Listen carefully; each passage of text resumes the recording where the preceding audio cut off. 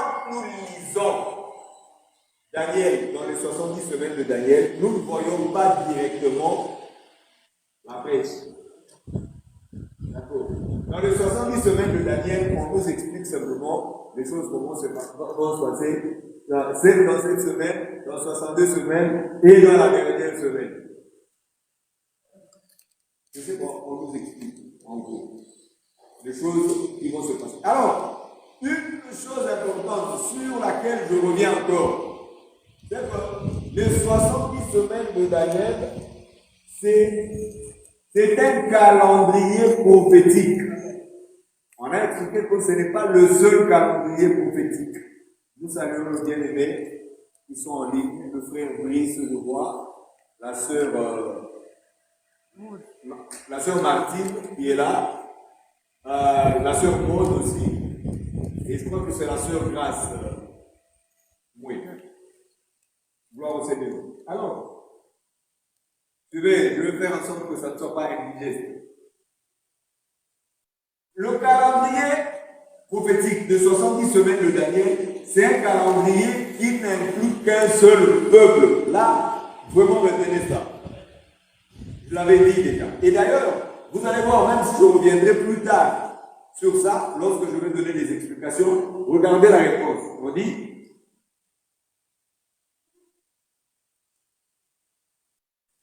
« 70 semaines ont été fixées sur ton peuple. » Vous savez, il y a des gens qui sont des fraudeurs de prophétie. Je ne veux pas jeter leur nom. Ils sont là-bas. Lorsque on a dit à Israël que Dieu enverra parmi tes frères un prophète comme toi, il dit, vous voyez, ça parlait de tel prophète. Or, ce prophète-là dont ils font allusion, il n'est pas juif. Or, la promesse était que dans tes frères, donc ça devait être un juif. Ça va? Oui, ça va? C'est comme si tu as un souci.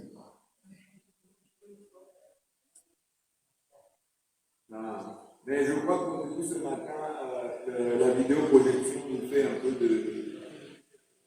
Ok. Bon, peut-être que c'est un coup de pouce. Le Seigneur nous aide à nous trouver des mots. Mais le Seigneur va nous aider. Il va permettre à ce que nous ayons des éléments, des bons éléments. Vous savez, des fois on se pose la question, pourquoi les autres, même s'ils n'ont pas la parole, ils peuvent avoir ceci, ils peuvent avoir cela. Il faut savoir que le diable ne comprend pas le diable. Il a reçu autorité sur ce monde. Il a dit, regarde, je vais te donner tout ça. Non, le diable est capable de donner les choses de ce monde. Dieu aussi est capable, mais nous devons comprendre que Dieu agit dans la simplicité. Vous savez que le diable, pour que l'évangile, le vrai évangile ne soit pas propagé, il est capable de payer de l'argent. Mais ils n'ont pas compris. On a payé de l'argent aux gens pour faire véhiculer la mauvaise information. Non, les disciples de Jésus ont volé son corps à prix d'argent. Mais cela n'a pas eu un impact. Mais ceux qui ont vu véritablement la résurrection, on ne leur a rien donné, mais par leur énergie, par la vie, par la parole, ils sont allés propager la vérité. C'est pour ça, bien aimé, nous ne devons pas nous plaindre. Oh, les autres ont des micros, ils ont ceci ou cela, mais ils n'ont pas la parole véritable. Non. C'est pourquoi un peuple a dit, ouais, la ville est bonne, c'est l'eau. L'eau pose problème. Il y a des endroits où tu vois comme ça, tu dis, waouh, c'est tellement beau et tout. Est-ce que Dieu est là? Vous savez même que Dieu, c'est un Dieu qui surprend. Je portais ma folie. Je suis dans mon ministère. Je rentre dans toutes les chambres. Qui aurait pu croire que Jésus est dans cet état-là?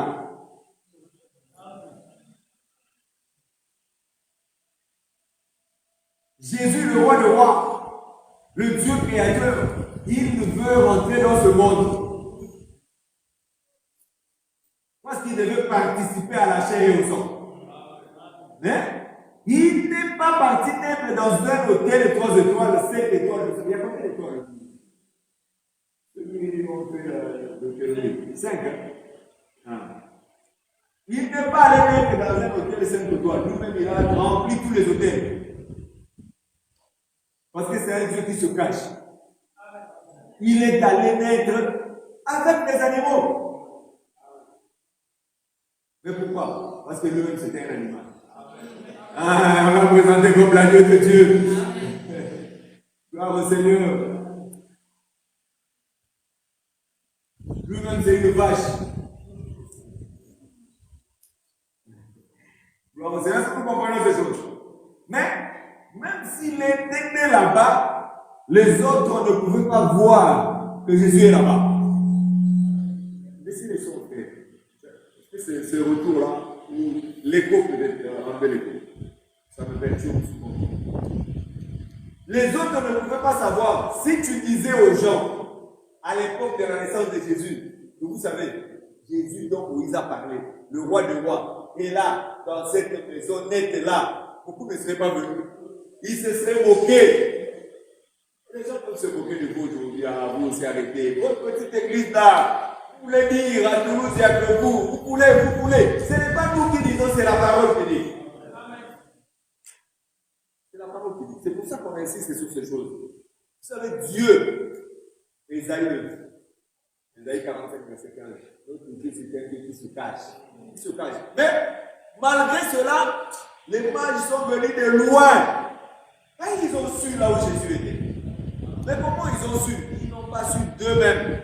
Ils ont su parce que le Seigneur les a guidés. Il les a guidés comment? Par une étoile. Or, l'étoile, c'est lui-même le Seigneur Jésus-Christ. La Bible dit que c'est l'étoile brillante du matin. Or, l'étoile là est apparue depuis l'Orient. Ils ont suivi l'étoile s'est arrêtée là où le petit enfant était aussi dans son cours. Vous savez, donc si on trouve Dieu, c'est que c'est Dieu qui nous a guidés. Parce que chacun déclare son parcours, on peut poser la question, mais comment toi tu es arrivé dans le Seigneur? Tu vas voir que chacun a son parcours, sa grâce particulière. Tu peux être né dans cet évangile, comme certains de nos enfants, où le Seigneur a permis qu'ils naissent là. Mais tu peux ne pas avoir eu un autre parcours. Donc tout ça pour dire que là où le Seigneur se trouve, il peut ne pas nous donner des moyens, mais nous luttons avec ce que nous avons. Mais le Seigneur est là, bien aimé. Ce n'est pas le matériel. Il y a des gens qui peuvent avoir beaucoup de matériel, mais ils n'ont pas Dieu. Ils n'ont pas Dieu. Nous avons besoin d'amour de Dieu et le matériel aussi. Vous pouvez dire que les matériels peuvent aider dans l'évangélisation. Mais on peut évangéliser, mais si le Seigneur ne touche pas le cœur d'une personne, la personne ne devient pas.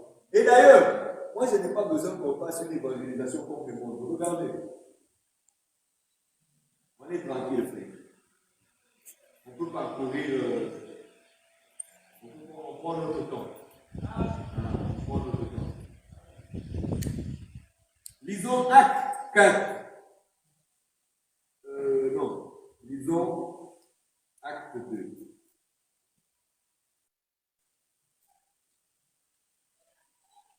Acte 2.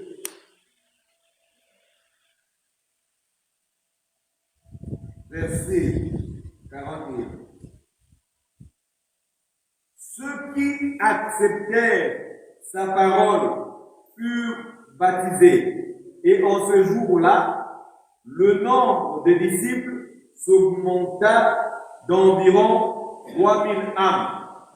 Le jour de la Pentecôte, quand Pierre a parlé, vous savez, il y avait 120 personnes qui étaient dans la chambre. Mais quand Pierre a prêché, la Bible dit que le nombre de disciples augmenta. Mais moi, ce qui me frappe dans cette écriture, ce n'est pas que le nombre de disciples augmenta d'environ 3000 personnes, mais d'environ 3000 âmes. Voilà, 3000 âmes. Nous avons besoin des âmes, frère. Nous n'avons pas besoin de personnes. Vous pouvez arriver dans une église où il y a 3000 personnes, mais il y a 0 personne qui sera sauvée. Vous pouvez arriver. Je n'ai pas dit que ça doit être forcément comme ça. Mais vous pouvez arriver dans une église où il y a 10 personnes, peut-être qu'il y a 5 personnes qui sont sauvées. C'est comme les vierges, il y en avait 10, mais il y en avait 5 qui étaient sauvés. Gloire au Seigneur, c'est une bonne chose, 5 étaient sages. Mais pour trouver les 5 sages dans une église, c'est compliqué. Il faut déjà que cette église-là soit une église du Seigneur. Voilà. Alors, Je disais juste tout à l'heure que le matériel, c'est bien. Mais pour que la personne soit touchée, pour que la personne vienne, il faut que la personne soit une âme que Dieu avait destinée avant la fondation du monde. Maintenant, il y a beaucoup de calendriers. Vous allez voir que dans le livre de Daniel, on a dit que 70 semaines ont été fixées. Pourquoi? Ton peuple, c'est un peuple. Le peuple dont il était question, c'était les Juifs. Ce n'est pas toi, ce n'est pas moi. Donc, les 70 semaines, on comprend que c'est un calendrier qui ne concerne que les Juifs. Et c'est là où on va comprendre, en lisant le livre de Jérémie,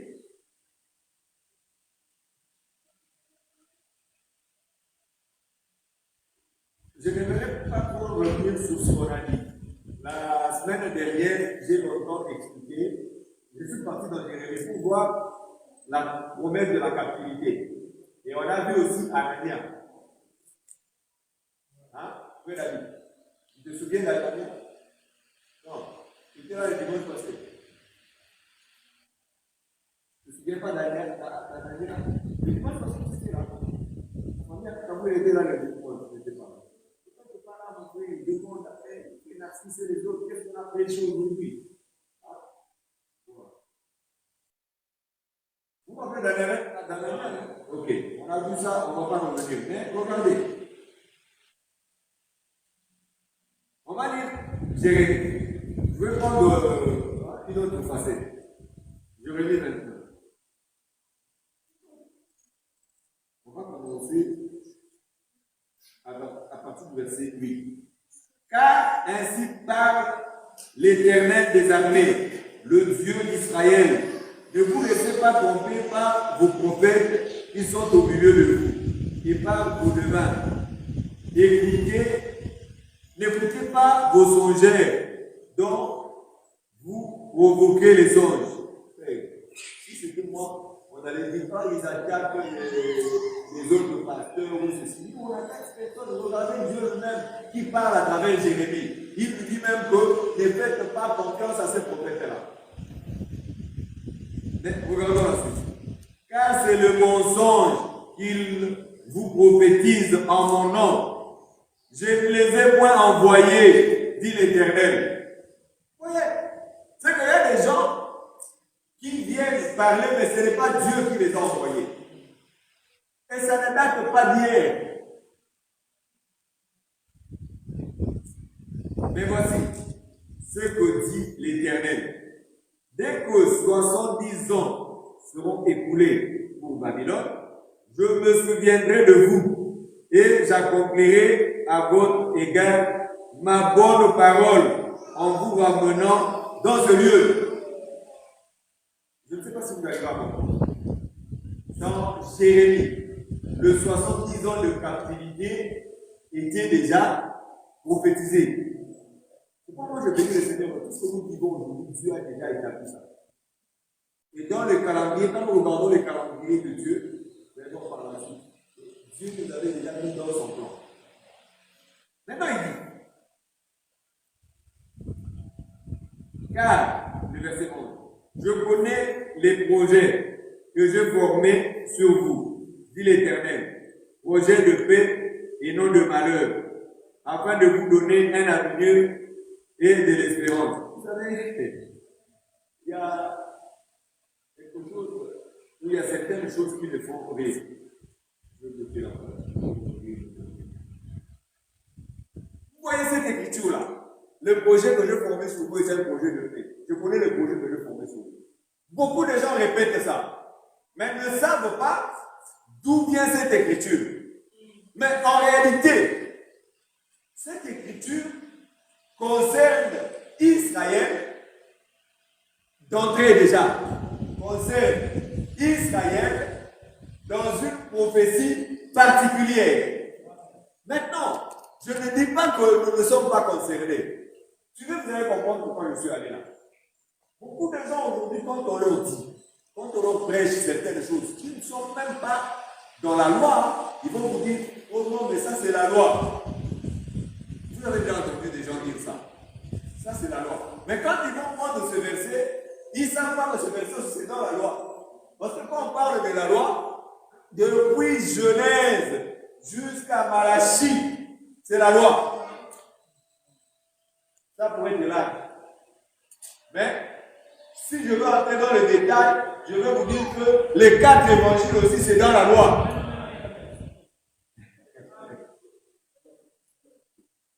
Mais, tu vas entendre la même personne dire, hey, les projets que j'ai formés sur vous, c'était un projet de paix. Seigneur, tu as dit, tu as formé pour moi un projet de paix. Tu lui parles d'autre chose et dis, non, mais ça c'est la loi. Est-ce que tu comprends les choses de Dieu? Est-ce que tu comprends les choses de Dieu? Oh, nous, gloire au Seigneur. Nous sommes un peuple capable de dire que, non, ça c'est la loi, je ne prends pas. Amen, amen, amen. Est-ce que vous comprenez? Et dire que ça je prends. Pourquoi?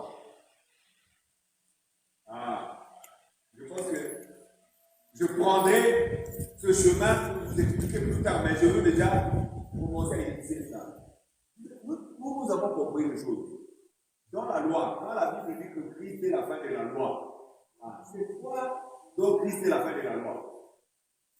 Parce que même si Christ est la fin de la loi, mais la Bible dit qu'il y a changement aussi des sacerdoces, il a aboli la première chose pour instaurer autre chose.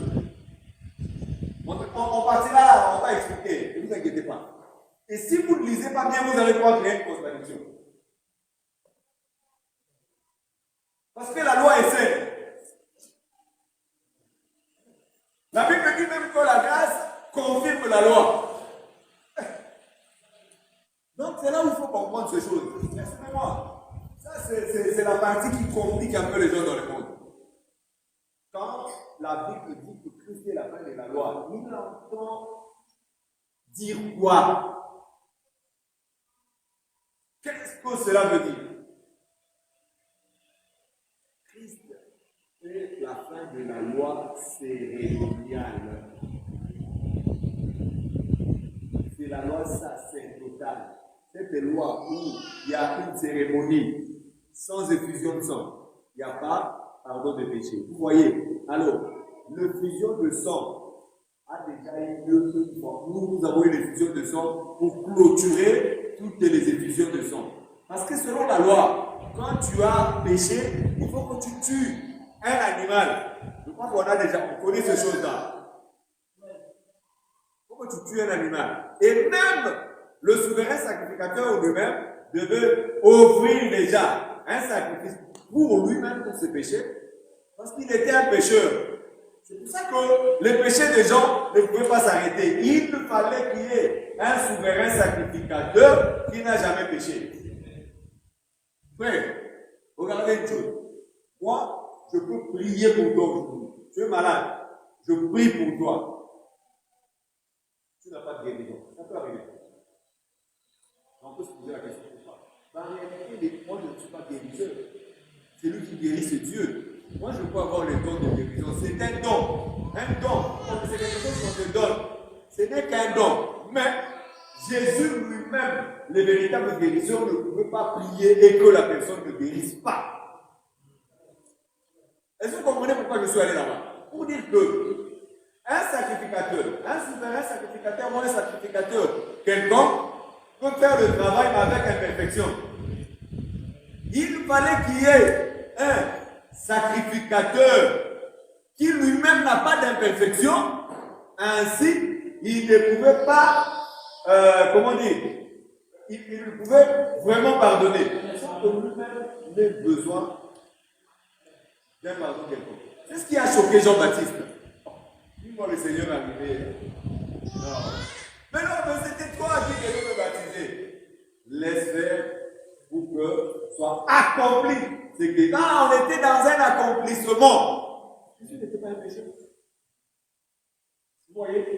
Maintenant, la loi qui a pris 20, c'est la loi cérémoniale. Sinon, ces gens-là sont dans la contradiction. Parce qu'ils vont dire que non, ce n'est pas la loi, on n'est plus au temps de la loi. Oui, on n'est plus au temps de la loi. Quelle est cette loi sous laquelle on n'est plus soumise? Les prophéties de la Bible qui ont été faites pendant l'ancienne alliance il reste en vigueur. Notre Dieu, c'est un Dieu qui se cache. Il reste en vigueur. À la loi et au témoignage, si on ne parle pas ainsi, point d'Europe. Il reste en vigueur, on dit à Abraham, regarde les étoiles du ciel, regarde le sable de la mer. Il reste en vigueur. Parce qu'Abraham devait avoir une postérité céleste et une postérité terrestre. Est-ce que c'est clair? Est-ce que le bien-aimé, bon, la sœur Martine, la sœur Maud, le frère John, la sœur Grâce, j'espère que vous me suivez.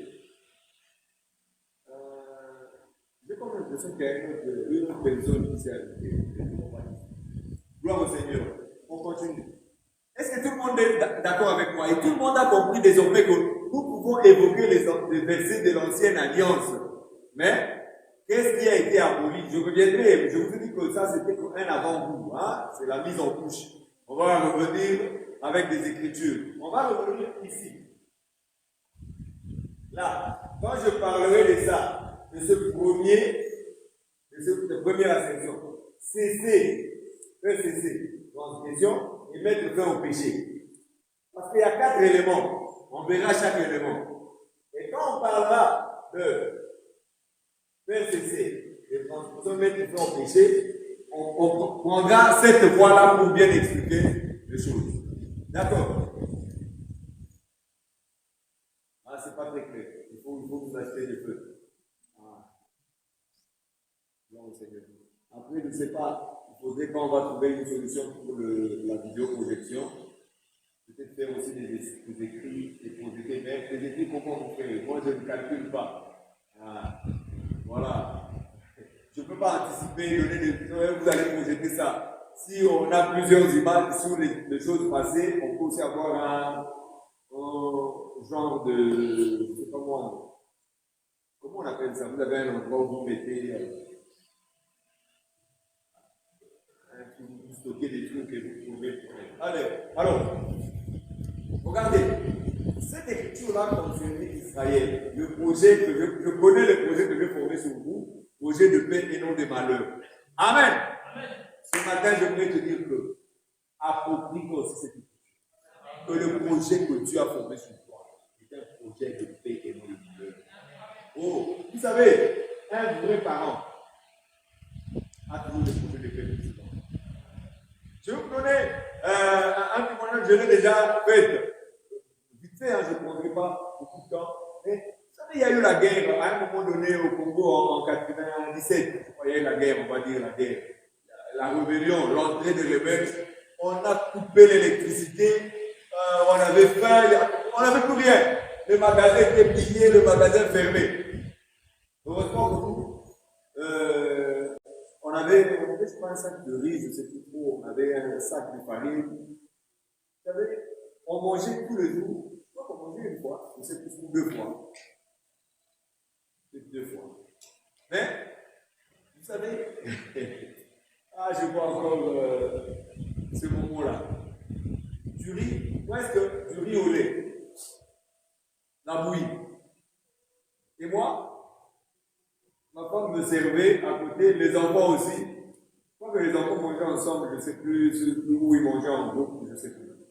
Mais moi, la quantité que ma femme me donnait, je mangeais un peu. Je disais que je suis rassasié, mais je n'étais pas rassasié. Mais je faisais exprès. Parce que je voyais que mes enfants, ce qu'eux, ils avaient, c'était aussi de petites quantités. On devait rationner. On devait manger en portions pour ne pas finir. Parce qu'on ne savait pas combien de temps aurait duré cette coupure d'électricité.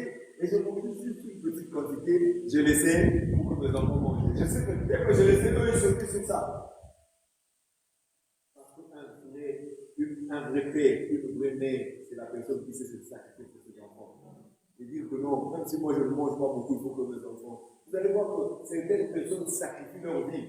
Il pouvaient faire une carrière, et ils sacrifient sa carrière, elle sacrifie sa carrière, elle va peut-être, surtout en Afrique, vendre de charbon, de bois, vendre je ne sais pas quoi, faire étudier ses enfants pour que ses enfants puissent avoir un avenir meilleur.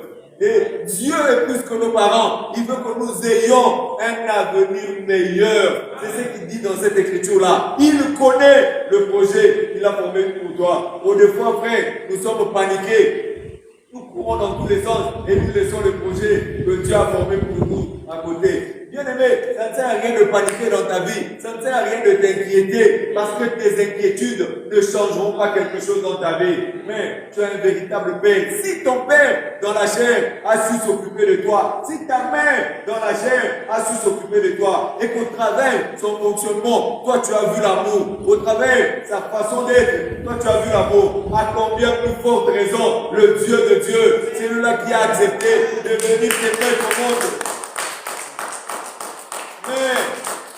Mais, il savait, qu'en te mettant au monde, il allait mourir. Gloire au Seigneur. C'est comme la femme qui est enceinte, qui sait que je vais accoucher, mais en accouchant, moi je mourrai pour que mon enfant puisse avoir la vie. C'est comme ça qu'elle est mise sur la croix du calvaire. Lui, il est mort pour que toi tu puisses avoir la vie.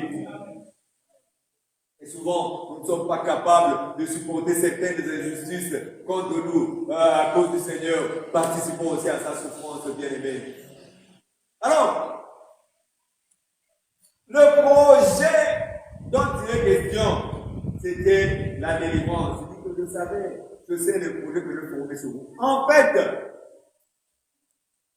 le projet de Jérémie 29, le projet de paix dont Dieu a parlé, en fait, ce n'est pas la fin de l'esclavagisme de 70 ans.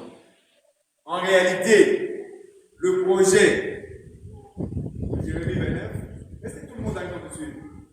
Concernait les 70 semaines de Daniel. Parce que c'est ça vraiment le projet majeur du peuple d'Israël. Parce que dans ce calendrier, c'est la paix, le repos d'Israël. C'est clair pour l'instant. Maintenant, tel que nous avons reçu l'explication, vous allez voir qu'on a dit dans cette semaine, on a parlé de 62 semaines. Là, nous savons que ça nous fait 69 semaines.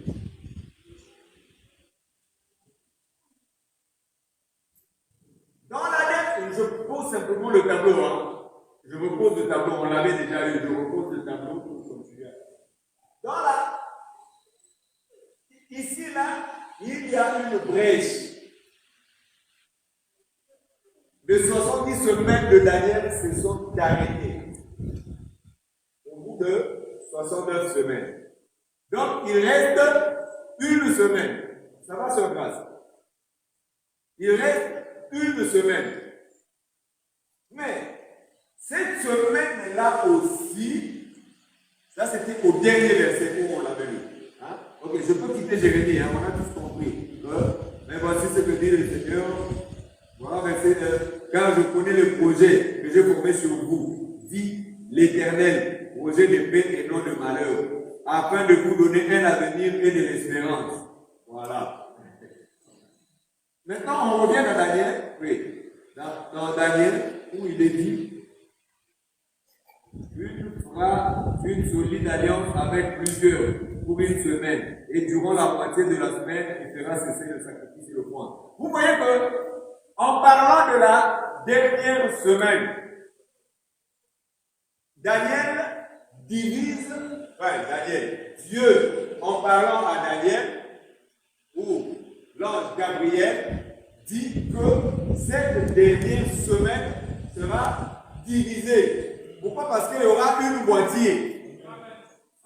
Donc on comprend que dans la moitié d'une semaine, ça sera donc demi-semaine et ça sera demi-semaine.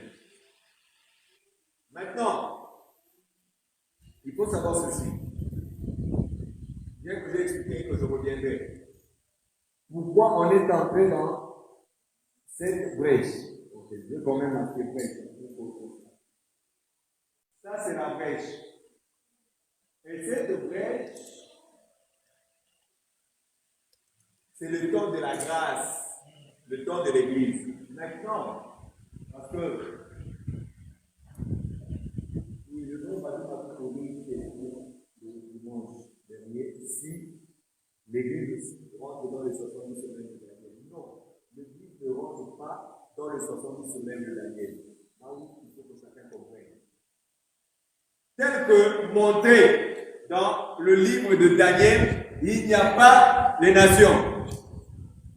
Maintenant, lorsqu'on explique les 70 semaines de Daniel, comme on est au temps de la grâce, on explique juste que ça c'est une brèche. Mais cette brèche-là ne fait pas partie de 70 semaines de Daniel.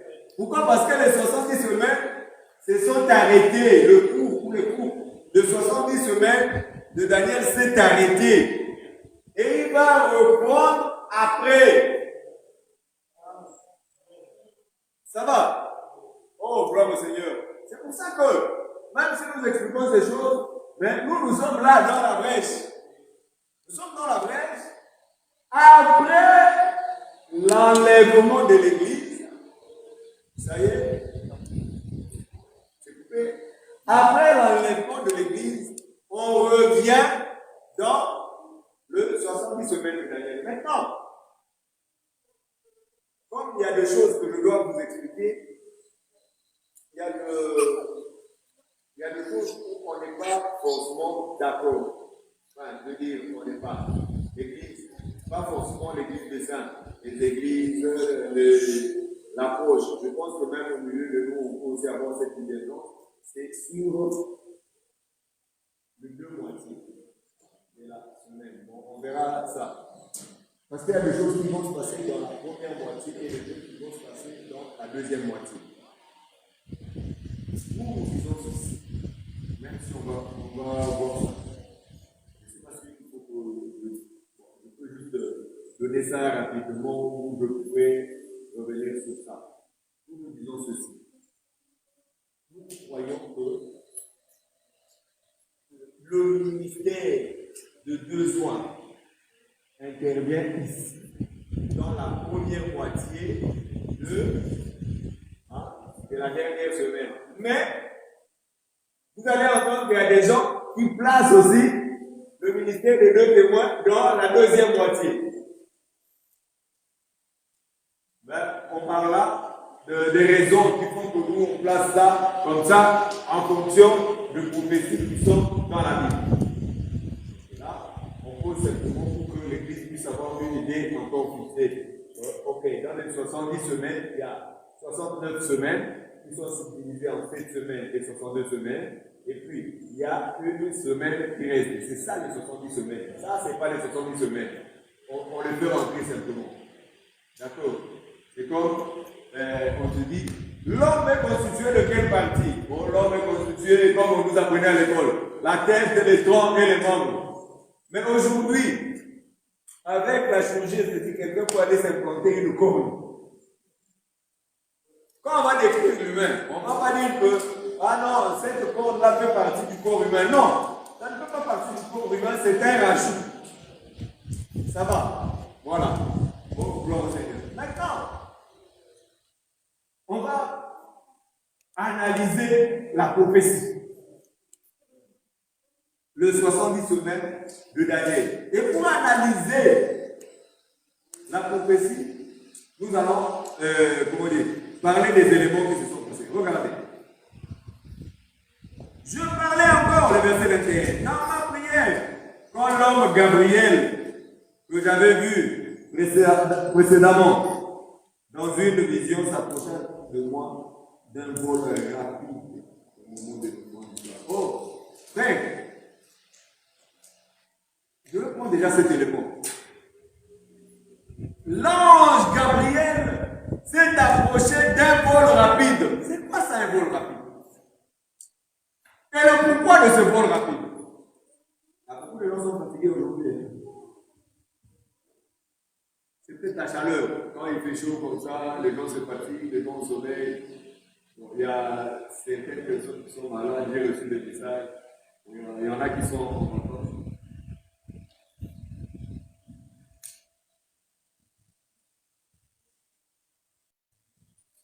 Frère Isaac, JM c'est qui?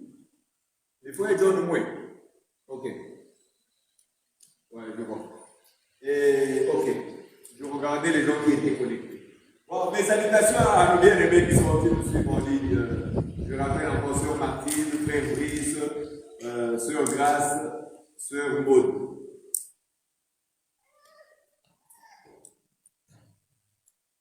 On va lire Ésaïe.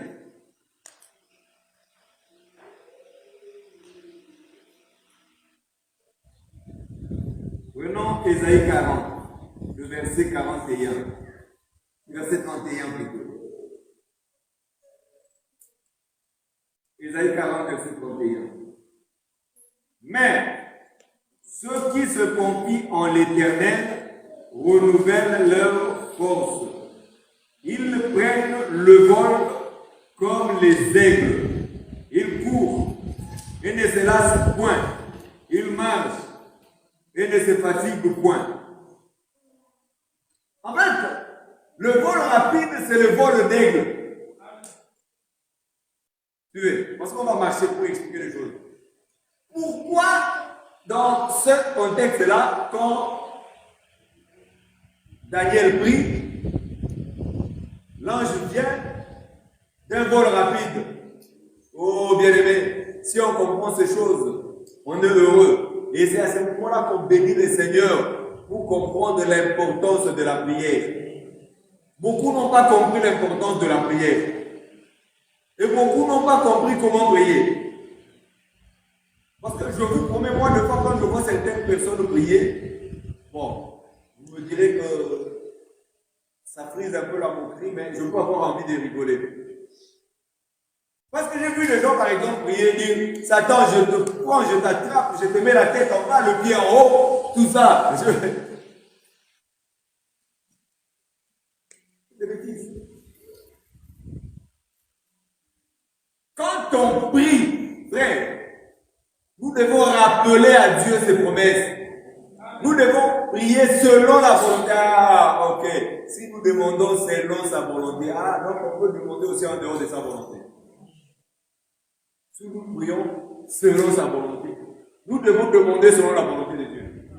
Mon frère, même si ça se passe dans les réseaux sociaux, même si on veut m'attraper pour ça, quand un gay prie par exemple, il est gay, il est un homme, il est un gay, il dit non, moi je suis gay, mais je prie, hein, et je dis, Seigneur, envoie-moi un mari, tout ça. Est-ce que ça, c'est prier selon la volonté de Dieu? Selon ce que la Bible nous dit, nous disons non. Ce n'est pas de l'homophobie. On n'est pas homophobe. On travaille avec tout le monde. Chacun fait sa vie. Est-ce que vous comprenez? Si j'ai une entreprise, si un gars vient postuler, s'il est compétent, je le prends. Ça c'est pas mon problème. Eh oui, mon frère, ça je le prends. Je veux me baser sur la compétence, ça n'a rien à voir. Mais dans la parole, à l'église, par exemple, on a un gars qui vient ou deux qui viennent. Tu peux nous marier. Déjà, nous, on ne marie pas déjà. Oui, ça viendra ces choses. Je ne sais pas si ce n'est pas des gens dans certaines églises. Donc, il faut demander selon la volonté. Il y a des gens qui ne savent pas prier. Hein. La sœur est en train de prier là. Seigneur, oh, je veux que tu me donnes un mari. Oh, mon mari, je le vois beau, grand, musclé, intelligent. Et tu vas acheter une voiture. Tu vas donner toi des options. Tu veux donner à Dieu des options.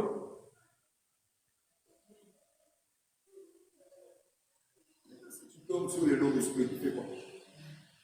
C'est la volonté de Dieu. Et c'était ça la volonté de Dieu. Ou tu tombes sur un musclé que tu cherchais. Tu arrives là-bas alors que c'est un boxeur. Il commence à te boxer à la maison. Tu vas dire quoi? Dieu, regarde les problèmes que tu as.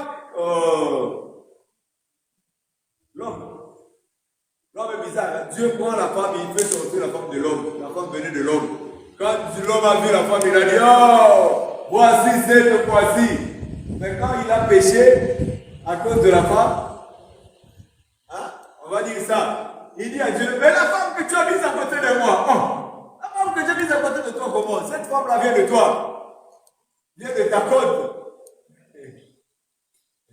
Et toi-même, tu avais dit, oh, voici cette fois-ci.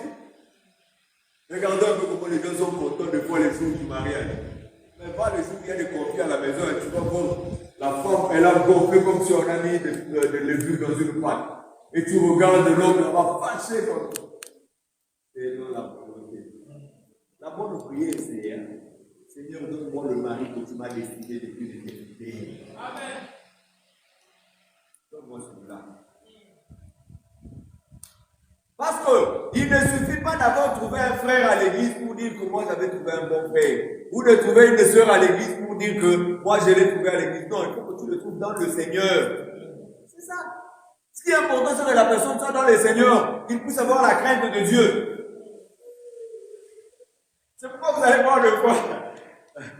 Certaines personnes contester parce que souvent dans nos mariages, souvent, pas toujours, on ne va parler que du rôle de la femme. Femme. Mais l'homme! Eh oui! C'est un tout le mariage. Bon, je suis allé là-bas simplement pour dire que nous devons demander selon la volonté de Dieu. Nous devons demander selon la volonté de Dieu. Parce que beaucoup, vous savez, beaucoup de vrais chrétiens et de vraies chrétiennes le voient. S'ils devaient se marier selon les critères de ce monde, ils ne seront pas avec les femmes qu'ils ont, ou ils ne seront pas avec les hommes qu'ils ont. Vous savez pourquoi? Parce qu'ils ont tenu compte de la parole de Dieu.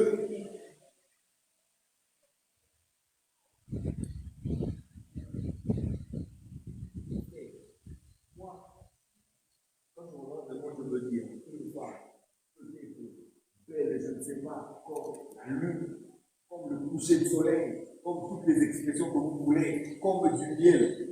Mais une femme irrespectueuse. Moi, quand je regarde, je dis, waouh, Seigneur, merci de m'avoir épargné de ces choses. Parce que le mariage, c'est un homme. Tu te rends compte que tu épouses une femme qui va te porter une mini-jupe par la maison, elle sort avec, tu lui dis, tu comptes pas ça, et puis c'est pas tout. C'est mon corps, je veux contrôler mon corps. Elle sort avec. Tu épouses un homme, tu croyais l'avoir trouvé à l'église. Tu arrives comme ça à la maison, tu réalises que c'est un buveur urbain.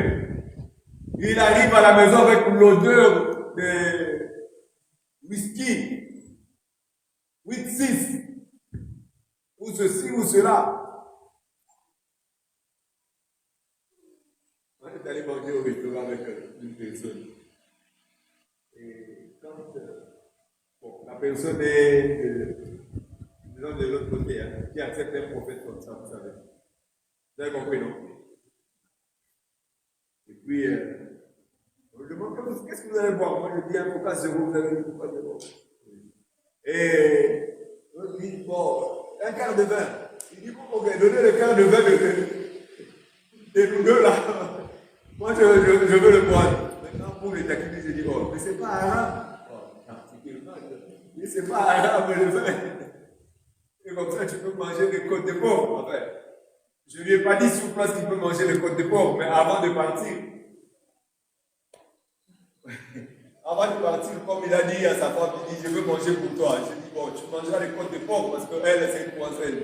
Pour elle. Oh non, moi je ne veux pas manger les côtes de porc. Mais tu bois. Oh. Je dis, mais. Il dit, mais toi tu ne bois pas. Je dis, non, je ne bois pas. Il dit, mais moi je croyais que le chrétien buvait. Je dis, non. Il dit, ce n'est pas tous les chrétiens qui boivent. C'est les catholiques, on n'a rien contre. Les catholiques, mais nous ne buvons pas. Nous ne prenons pas d'alcool. Tu vas avoir un mari qui rentre, non simplement il a bu un peu, mais bien ivrogne. Vous savez qu'au milieu de nous, nous pouvons avoir des gens qui sont des pécheurs, on ne sait pas. Parce que la Bible dit que les péchés de certains hommes sont manifestes, même avant qu'on ne le juge. Tandis que chez d'autres, ça ne se découvre que par la suite.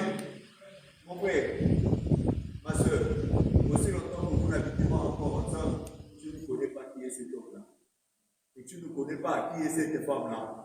Quand vous habitez ensemble, c'est là où tu dis, ah, ok. Parce qu'au loin, quand tu vois que ce qui t'attire, hein, ben, de près, tu comprends. C'est ça.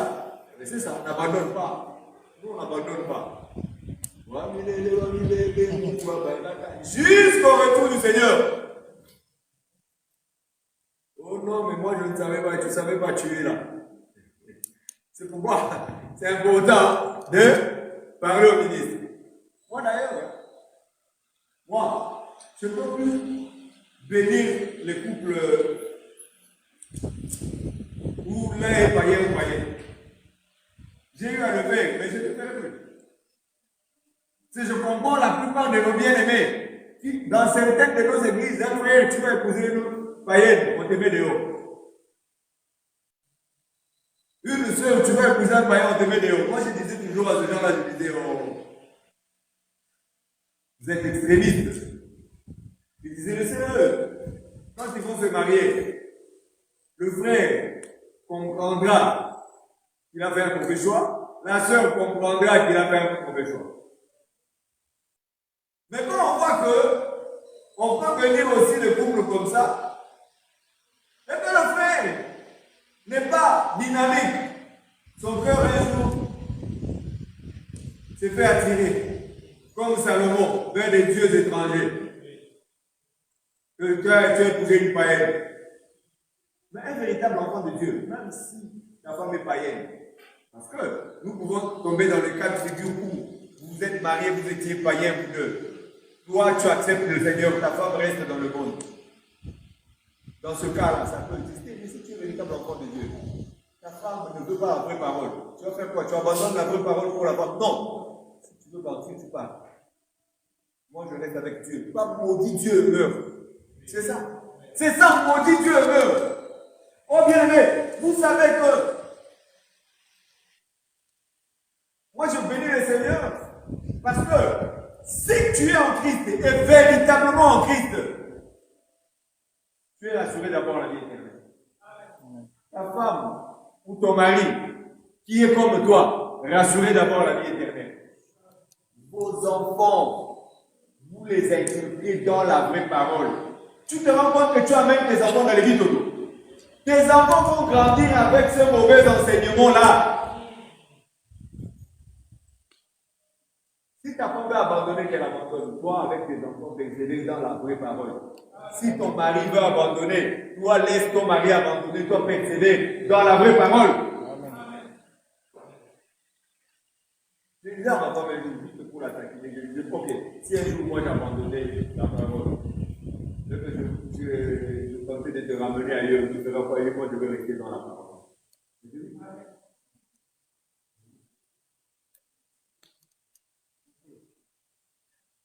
La sœur Abidja, bon, elle, c'est pas le cas.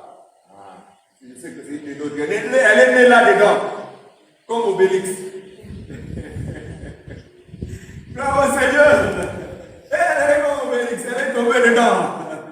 Dès la naissance, elle est née comme ça, là-dedans. Je dis, au nom, moi aujourd'hui, j'ai vu une réunion de famille là-bas. Tu comprends quand je dis réunion de famille? Je vais aller un peu là-bas. Tu refuses, elle s'entête. Elle parle quand même. Elle te dit, bon, Stéphane, il faut que tu me suives. Tu dis non. Elle commence à te priver. Les païens sont spécialistes dans la privation. Et quand le frère ne supporte pas, il va péter un câble. Il dit non, on va beaucoup priver, je crois que je veux quand même me suivre là-bas. Si Paul a vécu sans femme, je suis sûr que c'est possible de vivre sans femme. Amen.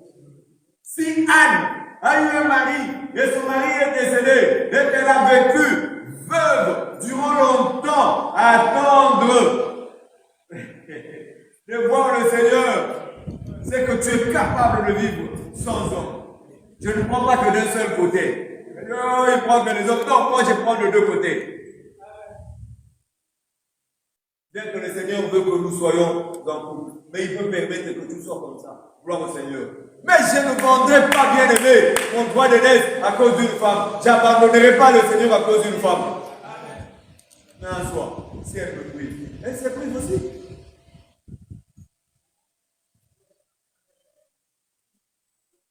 Si vous demandez quelque chose selon sa volonté, c'est pourquoi, mes frères, quand vous voulez vous marier,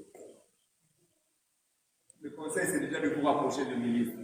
Mais dans la prière, si on fait une prière, Seigneur, je voudrais que tu me vois une femme, tu m'envoies une femme pleine de peau, hein, presque métisse. Ou Seigneur,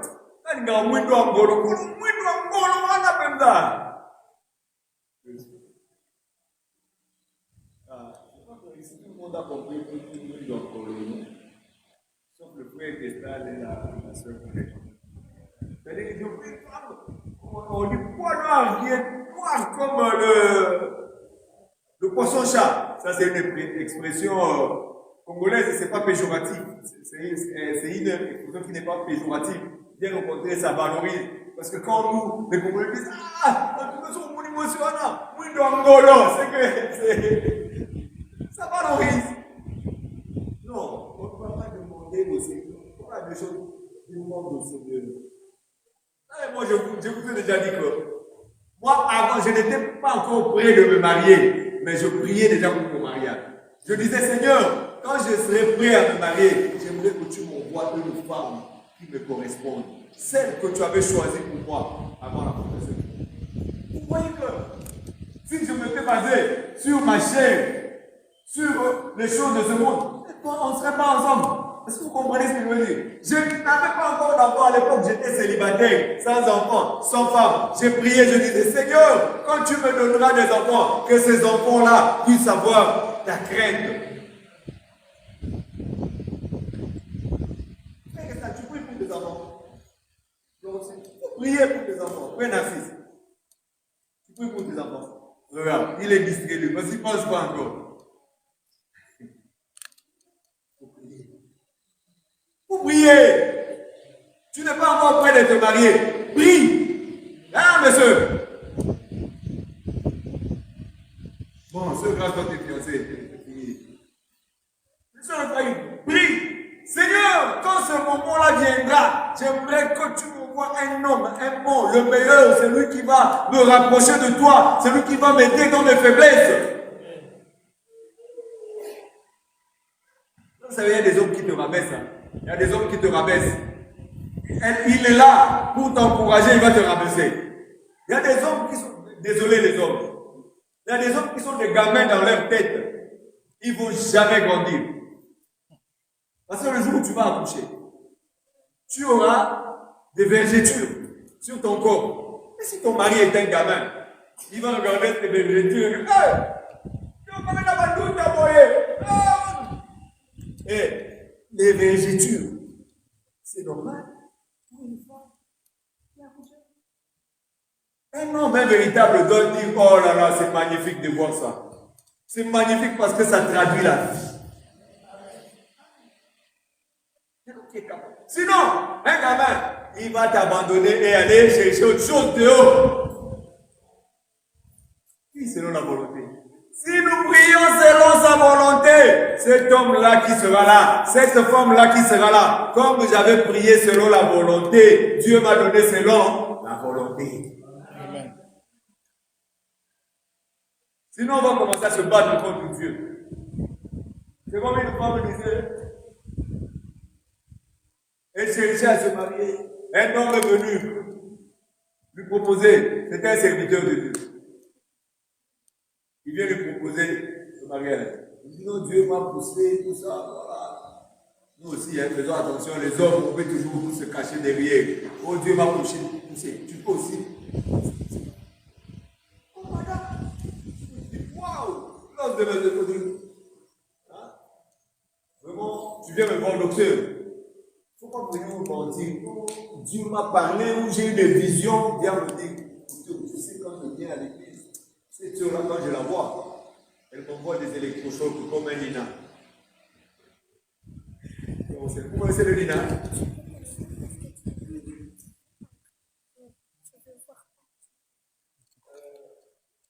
poisson électrique. Je ne sais pas comment on appelle en français. Anguille, hein? Anguille. Parce que, mon frère, si tu vas prendre une femme ou un homme qui ne t'avait pas électrocuté, attention, hein? Donc, quand je viens à l'église, je vois cette soeur-là, ça me trouble, quoi. Est-ce que tu ne peux pas m'accompagner pour cela? Oh non, ma soeur, Dieu m'avait montré. Faites attention à ces gens-là. Faites attention. Il y a beaucoup d'aventuriers qui rentrent dedans. Dieu m'a parlé, Dieu m'a montré. Dieu lui a rien montré. Il t'enviait, mais il n'a pas osé monter où tu vas aller en enfer aussi. Tu vas monter sur Dieu. Dieu m'a montré. Ma soeur, tu as fait vibrer mon cœur. Ah. C'est lourd. Ce ministre est venu voir la soeur. La soeur lui dit, ah non, elle a refusé. Elle est allée dire aux autres personnes, non mais comment ce frère-là? C'est possible que moi je demandais à Dieu. Gloire au Seigneur. On n'a rien fait. Bon, il n'est plus avec nous.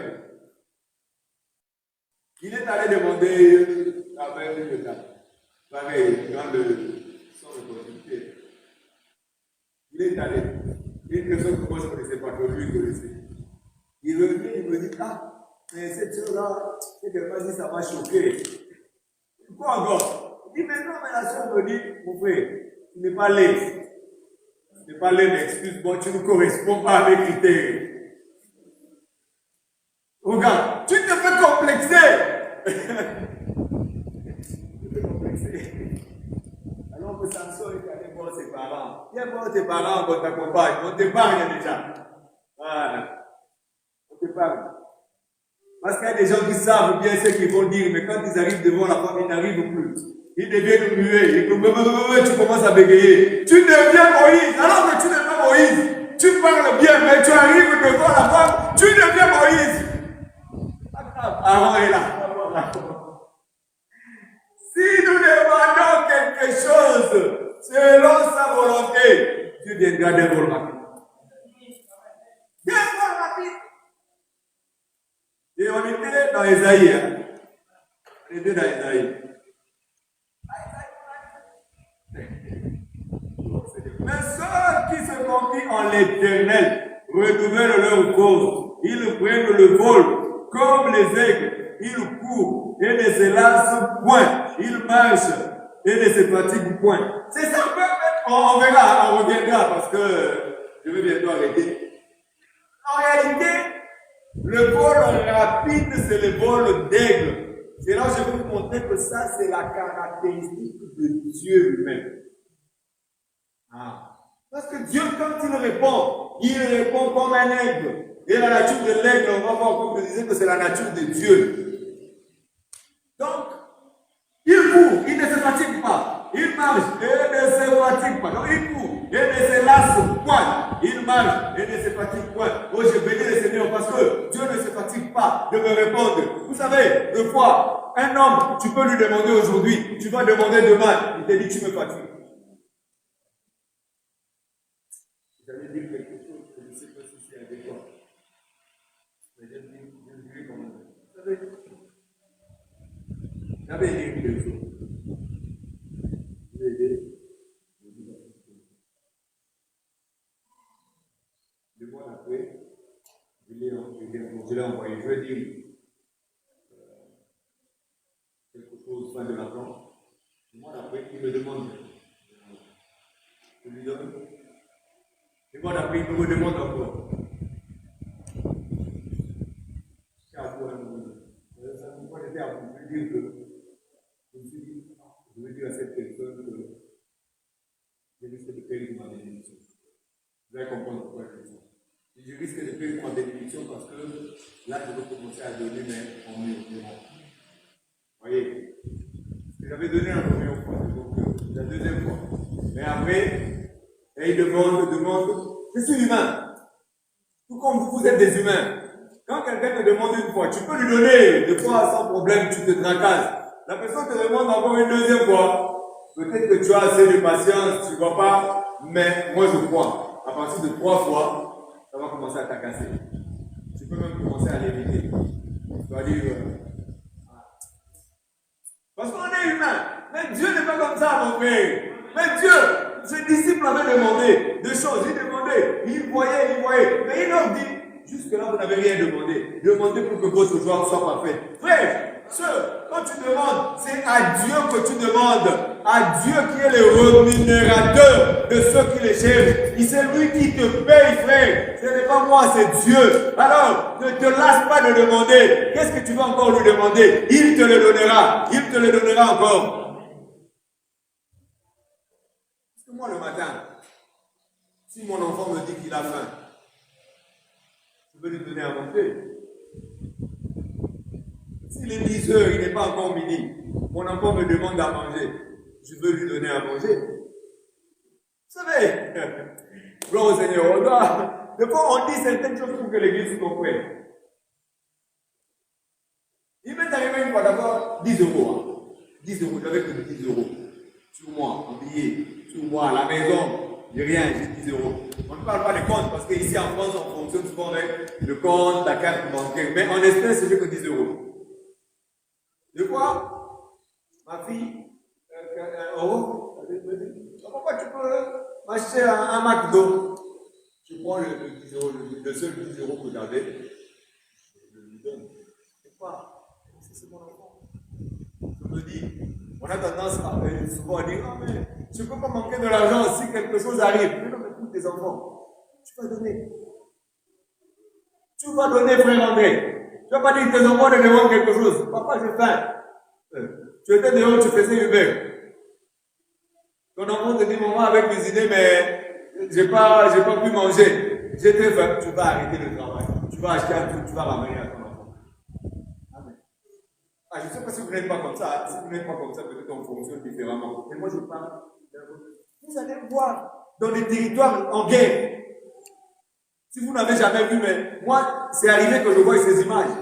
Une femme qui n'a pas mangé, mais qui donne le sein à son enfant. Pour qu'il y ait du lait, du bon lait, il faut qu'elle mange. Même si elle ne mange pas. Tu sais, une femme qui ne mange pas, mais qui allait un enfant, elle va se fatiguer encore davantage. Parce qu'elle donne les réserves qu'elle avait en elle. Ça, c'est un homme. Ça, c'est une femme. Mais à combien de raisons Dieu peut faire au-delà? Mon frère, ma soeur, qu'est-ce qui te tracasse aujourd'hui? Quelle est cette chose-là où tu penses que c'est impossible à l'homme? Si cela est impossible à l'homme, cela n'est pas impossible à Dieu. Alors je te dis, je te rassure mon frère, je te rassure ma soeur, tu vas te lever maintenant et on va prier. Et Dieu va te répondre d'un vol rapide. Celui-là qui vient et qui ne se lasse pas, il viendra, bien aimé, pour répondre à tes préoccupations, à tes besoins. Parce que nous avons un souverain sacrificateur qui peut compatir à nos faiblesses. Alléluia. Gloire au Seigneur. Parce que lui-même, il n'a manqué de rien, c'est qu'il peut te donner tout. Lui-même, il n'a jamais été malade, c'est qu'il peut te guérir. Lui-même, il n'a jamais péché, c'est qu'il peut te pardonner. Il peut tout faire pour toi.